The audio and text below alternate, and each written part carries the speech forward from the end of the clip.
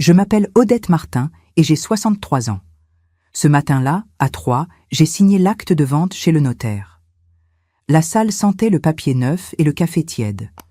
Le notaire a lu chaque ligne d'une voix posée, puis il m'a tendu le stylo.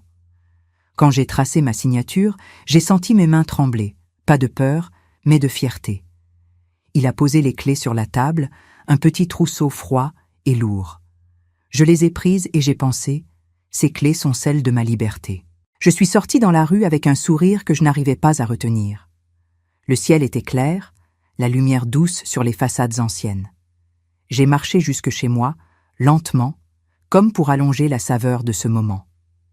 Devant le portail, j'ai respiré profondément avant d'entrer. La maison était exactement comme dans mes souvenirs et pourtant plus belle. Une maison de plein pied, 3 chambres lumineuses, un séjour traversant, une cuisine qui donne sur le jardin. Le salon ouvrait sur une terrasse abritée, parfaite pour le café du matin. Dans le jardin, il y avait une petite pelouse, un parterre de fleurs encore timides, une vieille treille qui promettait de l'ombre l'été, et au fond, 2 arbres, un pommier et un prunier, maigres mais prometteurs. J'ai posé la main sur le mur jaune pâle. C'était chez moi.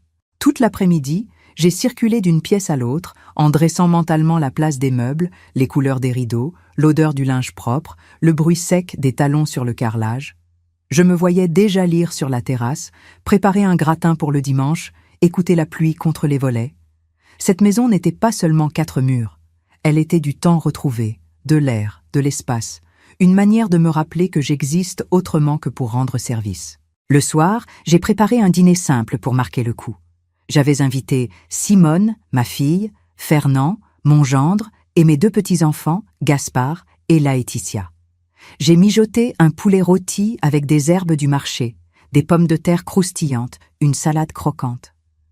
Pour le dessert, j'ai fait une crème caramel, celle que tout le monde me demande à chaque fête, lisse, brillante, avec ce parfum de vanille qui réchauffe la cuisine. Ils sont arrivés vers 19h. Gaspard a filé vers le jardin en s'exclamant que la pelouse serait parfaite pour jouer. Laetitia a tourné sur elle-même dans le séjour pour mesurer la place d'un futur piano invisible. Fernand m'a félicité avec un grand sourire. Simone m'a embrassé, un peu émue, je crois. Nous avons fait le tour de la maison. Je parlais doucement, comme si j'avais peur de réveiller quelqu'un. À table, l'ambiance était légère. Nous avons ri, mangé trop vite, resservi de la sauce comme des gourmands. J'avais cette paix au creux de la poitrine qui fait du bien. Puis, j'ai apporté la crème caramel. Elle a glissé sur l'assiette dans un bruit moelleux et les enfants ont applaudi. C'est là que Simone a pris un air sérieux. Elle a reposé sa cuillère, a inspiré longuement et m'a regardé droit dans les yeux. Elle a dit que nous devions parler d'une chose importante. Sa voix était douce mais ferme, celle qu'elle utilise quand elle a déjà choisi. Elle a expliqué que Marie et Alain, les parents de Fernand, traversaient une passe compliquée. Ils avaient vendu leur maison pour solder des dettes et se retrouvaient sans solution immédiate. Elle a ajouté que Sabrina, la sœur de Fernand, venait de divorcer et qu'elle avait besoin d'un toit le temps de se remettre. J'écoutais, attentive. J'ai hoché la tête, prête à réfléchir, prête à proposer un coup de main, à chercher un contact, à trouver un arrangement digne. Alors Simone a posé les mots comme on pose une valise trop lourde. C'est décidé, ils vont venir vivre ici, temporairement, le temps de s'organiser. Je suis restée figée. Les enfants continuèrent de manger la crème caramel, indifférents à la bascule qui venait d'avoir lieu. Fernand acquiesçait en silence, les yeux baissés vers son assiette. Je regardais les clés posées sur le buffet, ce trousseau qui, quelques heures plus tôt, pesait comme une promesse et qui soudain pesait comme une énigme. Dans ma tête, tout s'est mis à ralentir. Je voyais la chambre principale, la petite chambre qui devait devenir mon atelier de couture, l'autre que j'imaginais pour accueillir les petits-enfants pendant les vacances. Je voyais les armoires, le linge, les livres, la table sur la terrasse, et au milieu de ces images, la phrase de ma fille continuait de flotter, lourde et froide. C'est décidé. Je n'ai rien répondu. Pas un mot. J'ai servi un peu d'eau. J'ai ramassé une miette sur la nappe. J'ai souri aux enfants. À l'intérieur, j'étais sonnée. Dehors, j'étais silencieuse. Et ce silence-là a rempli la pièce. Mais avant de continuer, vérifiez si vous êtes déjà abonné à la chaîne et dites-nous en commentaire de quelle ville ou pays vous nous regardez. Nous aimons beaucoup savoir jusqu'où nos histoires voyagent. Cette nuit-là, je n'ai pas dormi. Pas une minute. J'ai regardé le plafond en écoutant le tic-tac de l'horloge, comme si chaque seconde pesait une pierre de plus dans ma poitrine. Je revoyais la table du dîner, la cuillère immobile dans la main de Simone, la phrase tombée comme un couperet. Je pensais à ces mots qui n'avaient laissé aucune place à ma voix. C'est décider. Décider par qui? Décider quand? Décider sur ma vie, avec ma maison, sans même me consulter. Je me suis levée avant l'aube et je suis restée debout près de la fenêtre. Le ciel se teintait d'un bleu très pâle et les toits encore sombres semblaient retenir leur souffle. Dans mon esprit, les souvenirs arrivaient en file. Ma vie entière remontait d'un seul bloc, comme si chaque choix passé venait frapper à ma porte pour me demander des comptes. Je me suis revue dans l'usine textile, debout au milieu des machines, la chaleur sèche du fer, l'odeur du tissu, les mains qui ne cessent jamais. Chef d'atelier, oui, mais toujours debout avant tout le monde, responsable jusqu'à l'épuisement. Combien d'années à courir après les délais, à calmer les crises, à empêcher une équipe de s'écrouler? Combien de fois ai-je serré les dents en silence pour ne pas troubler les autres? Je me revois manger debout dans un coin de salle, signer des rapports pendant la pause déjeuner, rentrer tard, préparer le repas, écouter Simone parler de l'école, me dire que je tiendrais encore un jour, puis encore un, puis encore un. J'ai pensé au sacrifice que je n'appelais jamais sacrifice à l'époque. Je disais, c'est normal. Une mère fait ce qu'il faut. Une femme solide ne se plaint pas. Ma propre mère m'avait appris cela, sans jamais le dire clairement, juste en le vivant. Quand j'étais jeune, j'admirais cette force. Plus tard, je l'ai imitée. Et peu à peu, je me suis effacée derrière elle. Cette nuit-là, je me suis demandé, à force d'être forte pour les autres, quand ai-je oublié d'être forte pour moi-même? Le jour s'est levé. Je n'avais pas trouvé de réponse, seulement un point fixe dans ma poitrine. Quelque chose refusait de céder. J'ai préparé du café, lentement, comme si chaque geste m'aidait à reprendre ma place dans mon propre corps. Le parfum chaud m'a ancrée. Je me suis assise sans allumer la radio. J'avais besoin d'entendre ma propre pensée. Vers 8 heures, le téléphone a sonné. C'était la société de déménagement. Le déménageur m'a rappelé pour confirmer l'heure du chargement en me demandant si tout était prêt pour l'après-midi. Une seconde plus tôt, je ne savais pas encore ce que j'allais répondre. Mais ma voix est sortie toute seule, claire, calme. J'ai dit que je voulais reporter. Il m'a demandé si j'avais un nouvel horaire à donner. J'ai répondu que non, pas encore. Je confirmerai plus tard.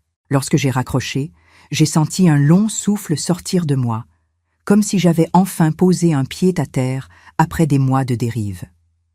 Pour la première fois depuis longtemps, j'avais fait un choix qui ne regardait que moi. Je me suis entendu penser, tranquillement, presque comme une évidence. Chez moi, c'est chez moi. Pas chez nous, pas chez il, pas chez la famille élargie soudain en quête de refuge. Chez moi. Cette phrase m'a surprise par sa solidité. Elle ne criait pas. Elle ne frappait pas. Elle tenait debout. Simplement. Elle disait « J'existe, et cette existence mérite une frontière. » Je suis restée longtemps assise à la table de la cuisine, les coudes posés sur le bois, les doigts serrés autour de la tasse. Je ne pleurais pas. J'observais. Je prenais la mesure de quelque chose qui bougeait à l'intérieur de moi, quelque chose qui n'était pas de la colère. Pas exactement. C'était une sorte de réveil, lent mais irréversible. Comme si une partie de moi, endormie depuis des décennies, ouvrait enfin les yeux. Je me suis revue, plus jeune, sûre que tout s'arrangerait du moment que je me taisais. Et j'ai compris le piège. Le silence n'est pas toujours sagesse. Parfois, c'est simplement une disparition. Ce matin-là, je n'ai pas disparu. Je me suis levée, j'ai ouvert la fenêtre pour laisser entrer l'air frais, et j'ai pensé, la maison que j'ai achetée n'est pas un abri collectif. C'est le lieu où je vais enfin habiter ma propre vie. Et si quelqu'un veut y entrer, il devra frapper à la porte, et surtout attendre que je dise oui. Le lendemain, en fin de matinée, on a frappé à ma porte. Quand j'ai ouvert, Simone et Fernand étaient là, debout dans le couloir, un air déterminé sur le visage. Ils ne m'avaient même pas prévenu qu'ils venaient. J'ai compris aussitôt qu'ils n'étaient pas là pour une visite courtoise. Je les ai fait entrer. Simone a à peine attendu de s'asseoir avant de reprendre le sujet, comme si la décision de la veille allait de soi. Elle m'a demandé à quel moment les beaux-parents pouvaient venir poser leur carton, si je préférais qu'ils arrivent avant ou après ma propre installation. Comme si tout était déjà réglé, comme si mon silence signifiait accord. Je l'ai laissé parler sans l'interrompre. Elle expliquait que Marie et Alain n'avaient plus vraiment d'alternative, que Sabrina avait vécu des choses difficiles pendant son divorce, que ce serait juste le temps de se remettre sur pied. Je notais ces mots, le temps, mais jamais aucune durée. Pas une semaine, pas un mois, rien. C'était une phrase ouverte, un couloir sans issue. Puis elle a ajouté cette phrase, prononcée avec une douceur fabriquée, celle qui veut attendrir au lieu de convaincre. « Tu sais bien que dans une famille, on s'entraide. » Là, j'ai senti quelque chose se redresser en moi. Fernand, jusque-là silencieux, a pris la parole. Il a dit qu'ils avaient vraiment compté sur moi, que je pouvais changer tellement leur vie, que ce serait une preuve d'amour, que je n'étais pas obligée de faire grand-chose, seulement offrir un toit. Le mot « offrir » avait un poids particulier, comme si j'avais une obligation morale à payer un prix émotionnel permanent. Je les écoutais, mais en même temps, j'observais la scène comme si j'étais assise à côté de moi-même. J'ai vu mon propre rôle traditionnel, celle qui accepte, celle qui rassure, celle qui renonce, et soudain, il m'a semblé immobile, figé comme un vieux manteau qui ne me va plus. J'ai demandé calmement. « Et combien de temps exactement ?» Simone a ouvert la bouche, puis l'a refermée. Elle a regardé Fernand. Il a hésité, puis a répondu qu'il n'avait pas vraiment fixé de limite. « Le temps qu'il faudra. » Je l'ai répété dans ma tête. « Le temps qu'il faudra. » Une phrase sans fin, une installation sans horizon. Alors j'ai posé la vérité, sans hausser la voix. Aider, oui. Décider à ma place, non. Silence. Il ne s'attendait pas à cette phrase-là. Simone a froncé les sourcils. Elle m'a accusée d'être trop rigide, de manquer de cœur, d'oublier les valeurs familiales. Elle a répété que je ne vivrais pas toute seule, que j'avais 3 chambres, que je ne perdrais rien en partageant un peu. Et c'est là que j'ai compris. Pour elle, ma maison n'était pas la mienne. C'était un espace disponible. Je me suis redressée sur ma chaise, lentement, pour qu'il me voie. Pas comme la mère qui se justifie, comme la femme qui reprend place. Je ne suis pas un espace disponible. Ma maison n'est pas une solution de secours automatique. On ne décide pas pour moi sous prétexte que je suis la mère. Il me regardait comme si mes mots étaient une langue étrangère. Fernand a tenté une dernière carte. Tu sais, parfois il faut penser aux autres avant soi. Alors j'ai répondu, posément. Cela fait plus de 40 années que je pense aux autres avant moi. Maintenant, je pense aussi à moi. Et cela ne fait pas de moi une mauvaise mère. Cette fois, c'est Simone qui a baissé les yeux. Elle ne savait plus sur quel argument s'appuyer. Je l'ai laissé respirer quelques secondes, puis j'ai ajouté « Je ne refuse pas l'aide, je refuse l'imposition. Si l'on veut mon aide, on me la demande, on ne l'exige pas. » Son visage s'est tendu. Elle n'avait jamais entendu cette version de moi. Elle a essayé de reprendre le contrôle en disant qu'ils avaient déjà annoncé la nouvelle à Marie et Alain, que revenir en arrière serait humiliant. Je lui ai répondu « Ce qui est humiliant, ce n'est pas de revenir en arrière, c'est d'avoir décidé à ma place. » Elle a voulu continuer, mais j'ai mis fin à la discussion, sans colère, mais avec une porte claire. Je n'ouvrirai ma maison que quand je l'aurai décidé. Pas parce que l'on me pousse, pas parce que l'on me culpabilise. Quand ce sera chez moi, et pas chez tout le monde en même temps. Simone s'est levée, raide, blessée dans son orgueil plus que dans son cœur. Fernand a soupiré. Ils sont partis, sans me dire au revoir. Quand la porte s'est refermée, je me suis entendue respirer comme si je revenais enfin dans mon propre corps.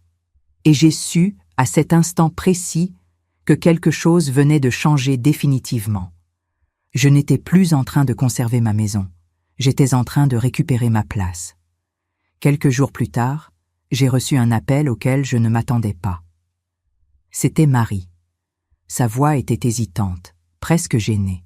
Elle m'a demandé si nous pouvions nous voir discrètement, quelque part en ville, pour parler correctement, comme elle a dit. J'ai accepté, par curiosité, mais aussi parce que j'avais besoin de comprendre si tout le monde était réellement complice, ou si quelqu'un, quelque part, avait été aussi mis devant le fait accompli. Nous nous sommes retrouvés dans une petite cafétéria du centre, une de ces adresses simples, où les tasses sont un peu ébréchées, mais où l'on sert le meilleur café du quartier. Marie était déjà là quand je suis arrivée. Alain est entré 2 minutes après moi. Ils avaient l'air embarrassés, les épaules rentrées, le regard prudent. Marie a commencé sans tourner autour du pot. « Odette, nous ne savions pas. » Elle a expliqué qu'il croyait que j'avais moi-même proposé la maison, qu'il n'avait jamais imaginé qu'on parlait à ma place, comme si je n'avais pas mon mot à dire. Ils étaient sincèrement mortifiés. Alain s'en voulait d'avoir accepté si vite, par fatigue et soulagement, sans vérifier la source. J'ai raconté comment la conversation s'était passée, ce soir-là, autour de ma table. Le ton, la certitude, l'absence totale de questions. Je les ai vus se raidir, puis baisser les yeux. Marie m'a dit doucement « Il est impossible de s'inviter chez quelqu'un qui n'a pas ouvert la porte. Ce n'est pas de l'entraide, c'est de l'intrusion. » Ces mots m'ont touchée. Il y avait, dans sa manière de parler, une dignité que je n'avais plus entendue depuis longtemps dans ma propre maison. Nous avons parlé longtemps de leurs soucis, de ma lassitude, de ce que l'âge nous apprend ou nous arrache. Pas de reproches, seulement des constats. Quand nous nous sommes quittés, Marie m'a serré les mains et m'a dit « Le respect, cela ne se prend pas, cela se demande, et surtout, cela se mérite. » Je suis rentrée au petit hôtel familial où je m'étais installée entre-temps. Une maison ancienne transformée en hébergement simple, tenue par une femme douce qui laissait chacun respirer à son rythme.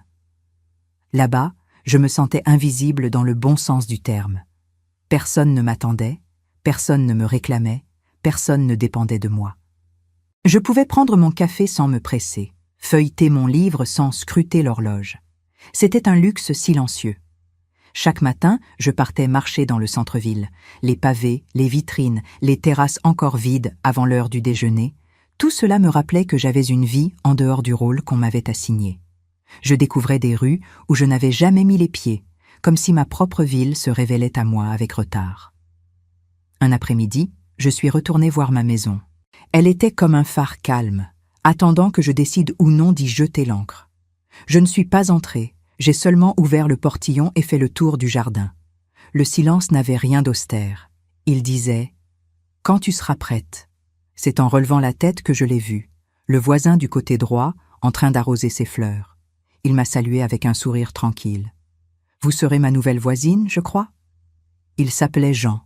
Veuf depuis plusieurs années, ancien employé de la compagnie d'énergie. Le genre d'homme qui parle lentement parce qu'il n'a plus besoin de convaincre qui que ce soit. Nous avons discuté quelques minutes à travers la petite clôture qui séparait nos jardins. Il m'a parlé de la rue, des voisins, des habitudes du quartier. Rien d'indiscret, de la courtoisie simple, juste ce qu'il faut. Quand j'ai dit que je n'étais pas encore installée parce que je prenais le temps de réfléchir, il a hoché la tête, sans demander de détails. Parfois, on ne s'impose pas de réponse rapide. On s'offre simplement la possibilité d'y voir clair. Sa phrase est restée avec moi pendant tout le chemin du retour. Ce soir-là, en remontant vers ma chambre d'hôtel, j'ai compris quelque chose d'essentiel. Je n'étais pas seulement en train de dire non aux autres, j'étais en train de me dire oui à moi-même. Et cette sensation-là n'avait rien d'égoïste. Elle ressemblait, pour la première fois depuis longtemps, à une renaissance. Un samedi matin, alors que je lisais tranquillement dans la petite salle du petit hôtel, la réception a frappé doucement à ma porte. « Madame Martin, il y a 2 jeunes qui vous demandent. » J'ai cru avoir mal entendu.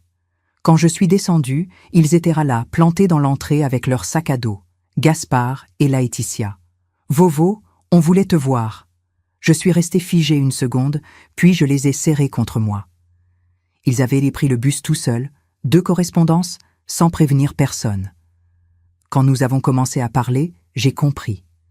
Ils ne venaient pas en cachette. Ils venaient en manque de moi. Nous sommes montés dans ma chambre et ils se sont assis sur le lit, un peu nerveux, un peu fiers aussi. Ils m'ont dit qu'à la maison, on ne parlait plus de moi ou seulement à demi-mot. Gaspard a murmuré On ne comprend pas pourquoi tu ne viens plus, ni pourquoi on ne peut plus venir chez toi. » Je les ai regardés.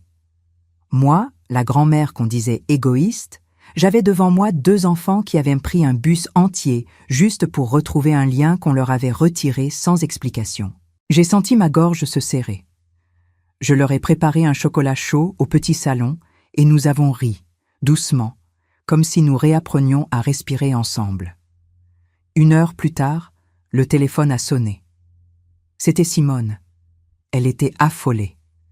Elle croyait qu'ils avaient disparu. Quand j'ai dit qu'ils étaient avec moi, j'ai entendu un long soupir, suivi d'une colère immédiate. Elle a juré qu'elle venait sur le champ. Je lui ai répondu calmement. « Tu peux venir, mais tu viens sans crier. » Pas devant les enfants. Elle est arrivée une 40aine de minutes plus tard, le visage tendu, les pas rapides, prête à se battre. Mais dès qu'elle a vu les enfants assis à côté de moi, paisible, le ton de sa voix s'est brisé en plein vol. Elle a tenté une phrase sèche, puis s'est arrêtée au milieu. Les yeux de Laetitia l'observaient avec un mélange d'inquiétude et d'incompréhension. « Maman, Vovo n'a rien fait de mal, » a dit Gaspard. « Elle veut juste vivre dans sa maison. C'est tout. » Simone s'est assise. Je l'ai vue hésiter entre l'orgueil et la vérité. Puis, pour la première fois depuis le début de toute cette histoire, elle a soufflé quelque chose de vrai, sans défense, sans justification. « Je ne t'ai pas demandé ton avis. Je t'ai annoncé une décision comme si elle était déjà prise. Je crois que je n'ai pas mesuré ce que cela voulait dire. » Ces mots-là ont fait une fissure dans la glace. Petite, mais réelle. Nous avons parlé, posément, devant les enfants. Pas d'accusation, pas de coupable, seulement des limites qu'il fallait enfin nommer. J'ai expliqué que vouloir aider ne signifiait pas donner sa maison, sa vie, son espace, qu'un foyer n'est pas un refuge collectif par défaut, ni un dû, ni une extension automatique de l'autre. Elle a baissé la tête. Puis elle a demandé, timidement, « Est-ce que je peux au moins amener les enfants te voir chaque semaine ?»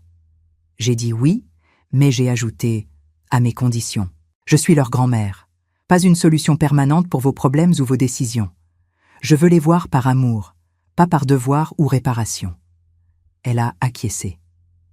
Lentement, mais sincèrement. Nous avons convenu que Gaspard et Laetitia viendraient chaque samedi. Ils ont bondi de joie, comme si on venait de leur rendre une pièce essentielle de leur monde. Avant qu'ils ne repartent, j'ai pris un moment pour les observer tous les 3. Il n'y avait pas encore de pardon complet, pas encore de compréhension profonde. Mais il y avait un début. Une porte entr'ouverte. Ce jour-là, j'ai compris que dire non ne ferme pas les liens. Au contraire, cela ouvre les portes justes, celles qui s'ouvrent dans le respect. Poser mes limites n'avait pas éloigné mes petits-enfants. Cela les avait ramenés vers moi. Et, peut-être, lentement, cela était aussi en train de ramener ma fille. Quelques semaines plus tard, j'ai rappelé la société de déménagement.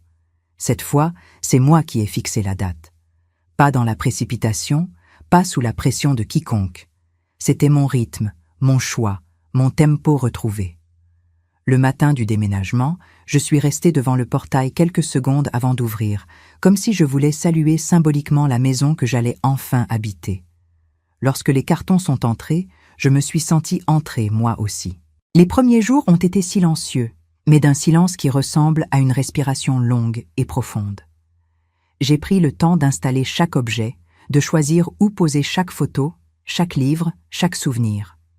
Rien n'était fait pour être pratique. Tout était fait pour me ressembler. Très vite, j'ai retrouvé une routine douce. Le matin, je prenais mon café sur la terrasse, face au jardin. Je regardais la lumière tourner autour du pommier, je respirais l'air frais en me disant que j'étais enfin chez moi, pleinement. Le jeudi après-midi, je me rendais au club des aînés de la paroisse, où j'ai rencontré d'autres femmes qui, comme moi, avaient dû réapprendre à vivre pour elles-mêmes. Certaines avaient traversé des épreuves terribles. D'autres avaient simplement laissé les années les effacer doucement. Ensemble, nous partagions une vérité simple. Il n'est jamais trop tard pour se redresser. Marie et Alain, entre-temps, s'étaient réinstallés dans un petit appartement modeste près du centre. Nous nous voyions parfois pour un café. Leur gratitude n'était pas lourde, elle était élégante. Ils n'essayaient pas de se racheter, Il tenait seulement à préserver un lien honnête, fondé sur la parole claire. J'avais gagné 2 alliés inattendus. Et puis, il y avait Jean, mon voisin. Chaque matin, ou presque, nous nous saluions au-dessus de la clôture. Parfois, il me faisait goûter une confiture qu'il avait préparée. Parfois, je lui apportais quelques biscuits encore tièdes. Pas de séduction, pas de promesses, seulement 2 êtres qui se tiennent compagnie sans envahir l'autre. Il appelait cela le voisinage bien élevé. Moi, j'appelais cela douceur.